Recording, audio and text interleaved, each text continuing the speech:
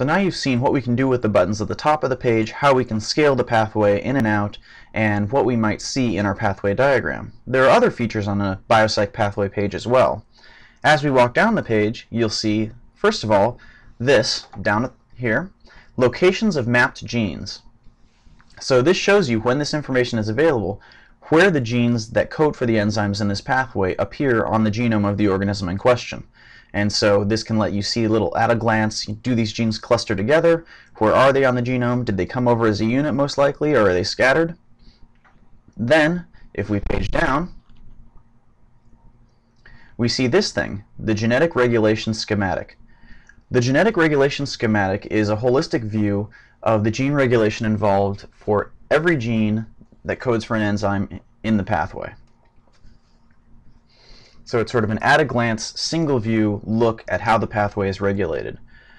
The iconography works much like you'd expect. An arrow indicates a stimulating reaction. A little bar at the end indicates an inhibitory thing, so gene suppression, gene activation. And arrows can also go in to show gene regulators that are also autoregulated, and the regulators of those regulators, and so on. The colors also have some significance. I'm not going to go into detail explaining this right now because, again, we have the little green question mark up here, actually a white question mark in a green space, that if you click on it will take you to an explanation of the genetic regulation schematic.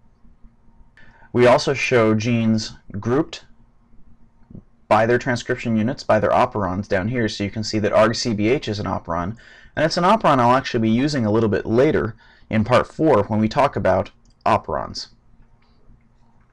Below this on the page, you'll see where the pathway falls in the classification system. If you remember from part 1, we found this pathway initially by browsing through the pathway ontology.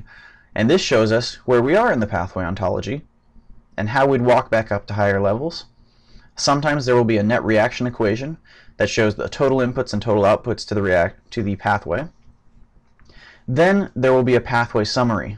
The pathway summary gives us information about the pathway, what's known about it. If the pathway summary is derived from BioCyc, it will often tell us things about how the pathway appears in other organisms. You'll also see a lot of summaries in our databases on the protein pages. We tend to like summaries living on protein and pathway pages.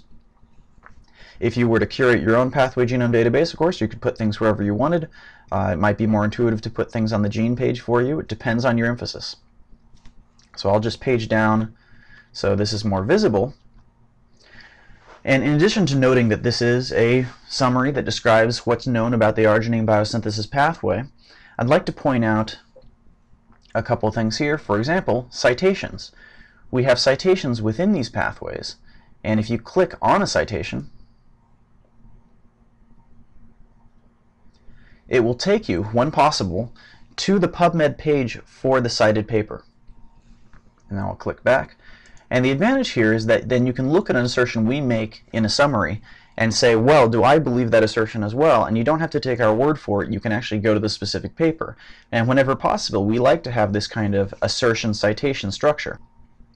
For example, down here in About This Pathway, the BioCyc-derived comment says that the pathway of arginine biosynthesis, this pathway of arginine biosynthesis 1, has been found in a number of organisms, including Myxococcus xanthus. And if you want to know why we said that it's present in Myxococcus, what the evidence is, then instead of just taking our word for it, you can actually click on the Harris 98 link, and it will take you to this paper by Harris and Singer from 1998 from JBAC, and of course through the power of PubMed, you can often click through directly to the publication once you've gone there. I'll click back now. In addition to those kinds of comments, you'll often find internal linking within pathway summaries, and these will take you to other things. For example, we actually have links here to arginine biosynthesis 2 and 3, so if you want to compare and contrast the different types of arginine biosynthesis pathway, that's one way to do it. And finally, I'll page all the way down, so you can see that citations are collected at the bottom of the page, so instead of just following the link, you can also jump all the way down, see which papers are cited, look at their titles, see if you want to follow that link, and look at the paper. And I'll remind you one more time that at the very bottom of the page, we have our 4 magic buttons to the query page, the advanced query page, BioCyc Home, and the ever important response button to let you provide information on mistakes we've made, feedback you have, papers we should cite, and so on. Now, I'll go all the way to the top. Okay, so now we're back here at our all the way zoomed out schematic overview of the metabolic pathway. We've taken a tour from top to bottom through a pathway page. We've already taken a look at transporters. We've taken a look at compounds. Now what if we're interested in looking at some of the genes involved in arginine biosynthesis? Well, you may remember that when we zoomed in and zoomed in again,